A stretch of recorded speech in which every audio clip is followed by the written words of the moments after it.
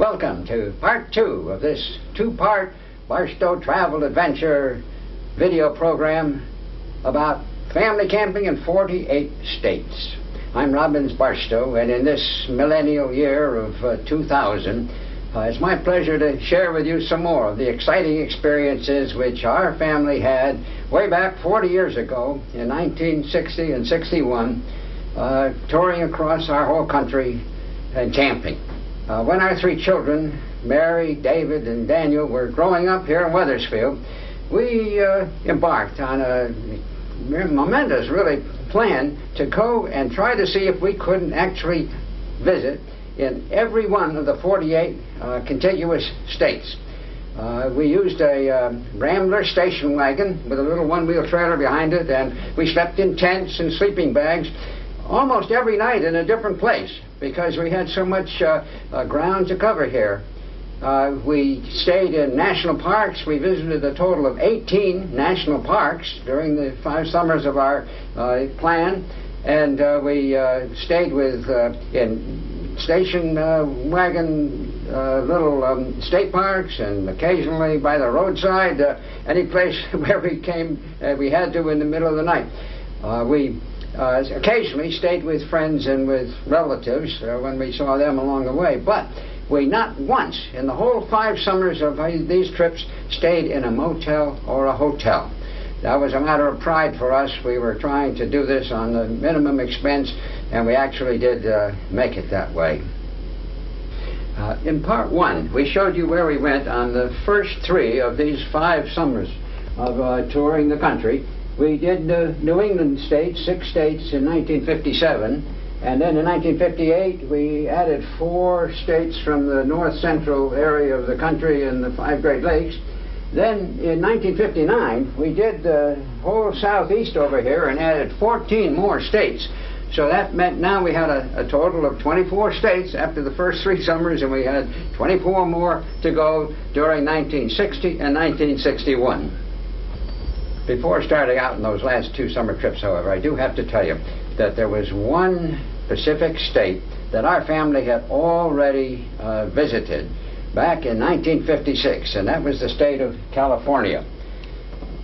This was as a result of our family having won a nationwide contest sponsored by Scotch Brand Cellophane Tape.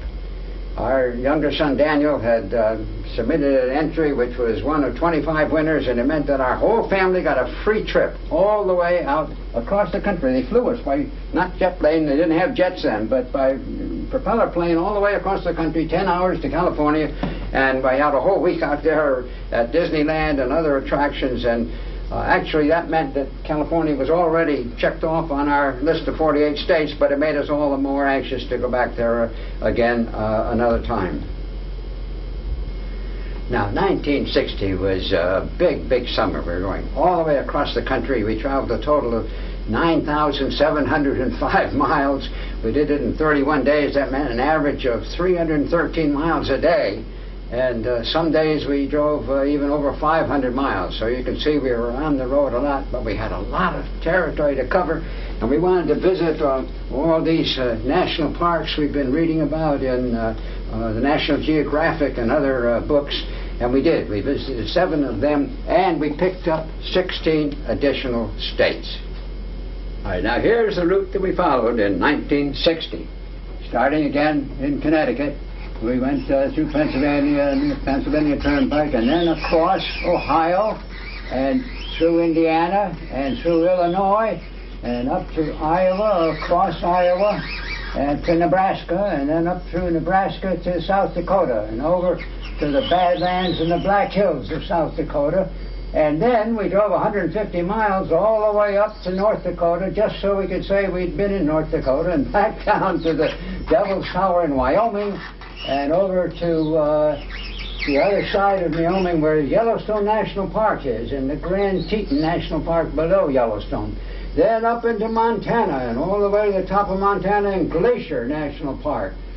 And from Glacier Park we went over through the little state of Idaho, the top of Idaho, into Washington, and in Washington all the way over to Seattle, and over to the Olympic Peninsula, the Olympic National Park, and then down the west coast here, we'd reach the Pacific Ocean, and down through Oregon over to Crater Lake.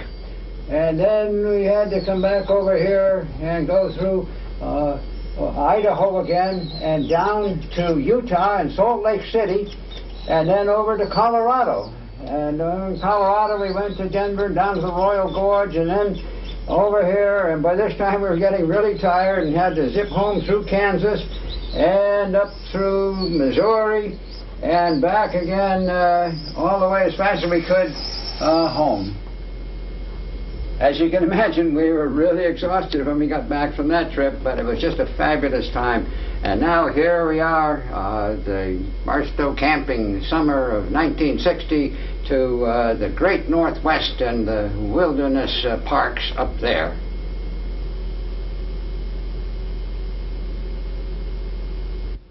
Our favorite gas station in Wethersfield has always been the Mobile service station at the corner of Wells Road and Silas Deane Highway. The last thing we did when we took off on our summer trips was to fill up the car with gas here at what was then known as Jimmy's service station. Its owner at that time was a wonderfully friendly man named James Waits, and every year he would come out to wish us well on our trip. The station is now known as Cross Automotive, and its present owner is Jimmy's son-in-law, Cesar Rosito. Jimmy was always interested in where we were going, and David and Daniel were excited to show him on a big map the cross-country route we had laid out for ourselves to follow in 1960. With this as a kind of an official send-off, we headed west, aiming this time to drive all the way to the Pacific Ocean, more than 3,000 miles away. Our first major stopover in 1960 was in the state of Ohio, at a farm where Meg's sister Betty and her family lived. The cousins enjoyed seeing each other, and you could tell which ones were Barstows by the bright red matching shirts which Meg had made for us. This also gave us a chance to show off our new camp kitchen, a compact portable wooden chest which Rob had actually made himself to store food and cooking and eating utensils, with a special shelf or cubbyhole for each needed item. It proved to be a very handy and useful addition to our camping equipment.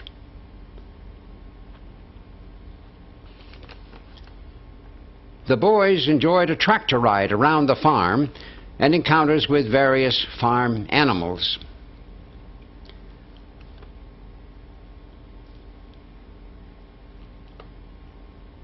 Our next state, Indiana, is the home of Earlham College, a Quaker institution which Mary was interested in attending after high school. Visiting a college like this en route was a side benefit of our summer travels, and Mary did, in fact, later enroll in Earlham College, from which she graduated in 1966. Continuing on through the state of Illinois, we had the opportunity to learn much more about the life of Abraham Lincoln. This statue of Lincoln as a young man stands at the entrance to New Salem Village, an authentically reconstructed pioneer settlement as it was at the time Lincoln lived here in the 1830s. The children were interested